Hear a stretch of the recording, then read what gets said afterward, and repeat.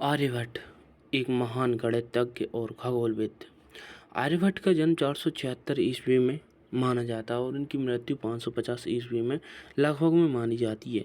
वे प्राचीन भारत के महानतम गणितज्ञों और खगोलविदों में से एक थे। उनके महत्वपूर्ण ग्रंथ आर्यभट्टीय ने गणित और खगोल विज्ञान में अहम भूमिका निभाई है और उन्होंने गणित में भी बहुत बड़ा योगदान दिया है। इनके द्वारा दिए गए कुछ प्रमुख योगदान हैं। गणित में है दशमलव स्थान मान प्रणाली, जिसे डेसिमल प्लेस वैल्यू सिस्टम का प्रयोग किया और भारतीय गणितीय परंपराओं को आगे बढ़ाया।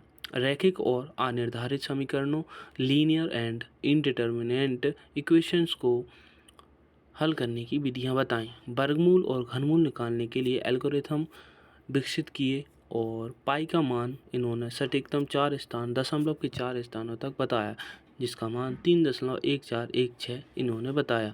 अंकगणितीय, बीजगणित और ज्यामिति के क्षेत्रों में व्यापक कार्य किया है।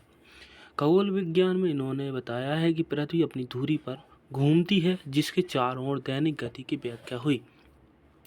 पृथ्वी और चंद्रमा की छाया के माध्यम से सूर्य ग्रहण एवं चंद्र ग्रहण की सही व्याख्या की। सौर वर्ष की अवधि की गणना बहुत सटीकता से की। खगोलीय पिंडों की स्थिति की गणना के लिए इन्होंने गणितीय विधियां विकसित की।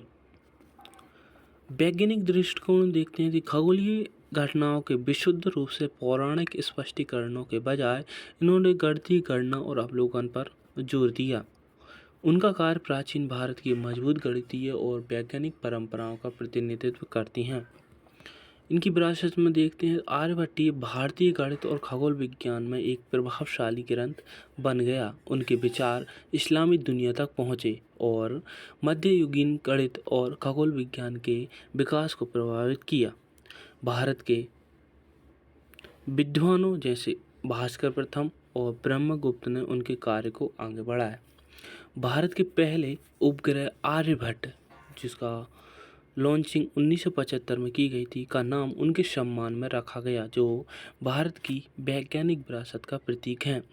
विज्ञान और गणित के वैश्विक इतिहास में भारत के योगदान के एक सशक्त प्रतीक बने हुए हैं।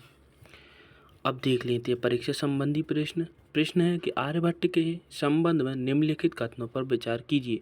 पहला है, आर्यभट्ट ने तारों की पश्चिम की ओर दिखाई देने वाली गति की व्याख्या पृथ्वी के घूर्णन या रोटेशन के परिणाम के रूप में की। दूसरा है, उन्होंने पृथ्वी को ब्रह्मांड के केंद्र में स्थिर माना।